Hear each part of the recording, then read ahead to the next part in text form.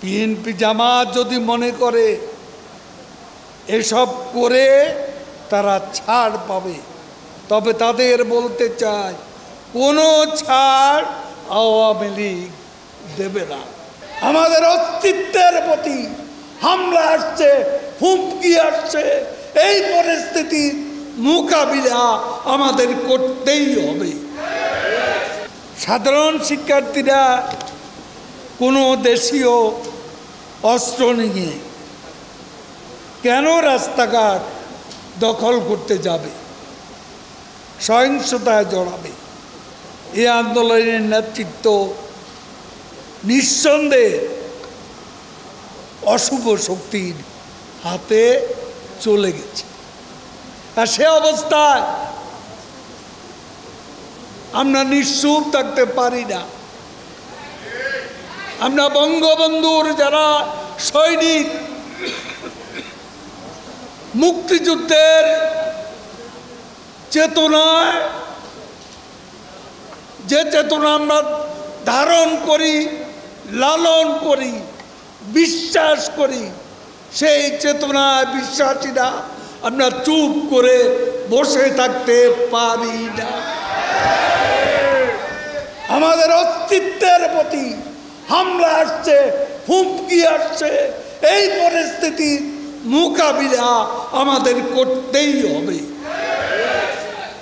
কাজেই আপনারা ওয়ার্ডে ওয়ার্ডে প্রস্তুত হয়ে যান।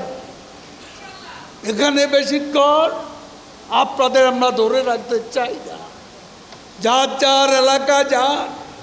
আজকেও তাদের ভয়াবহ তাণ্ডব সৃষ্টির এজেন্ডা আছে।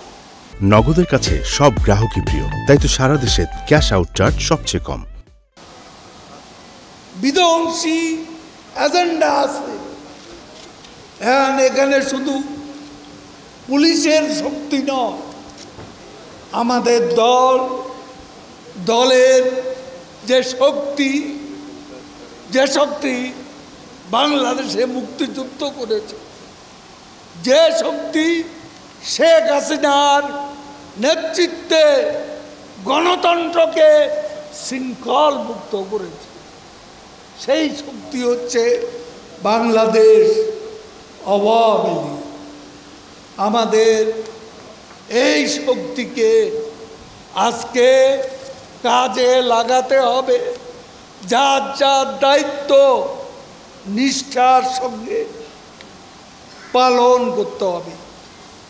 আমি সারা দেশে আওয়ামী লীগের প্রত্যেক নেতাকর্মীকে আমাদের নেত্রীর পক্ষ থেকে নির্দেশ দিচ্ছি, সারা দেশে সতর্ক হয়ে শক্ত অবস্থা নিয়ে এই অশুভ অপশক্তিকে প্রতিহত করতে হবে।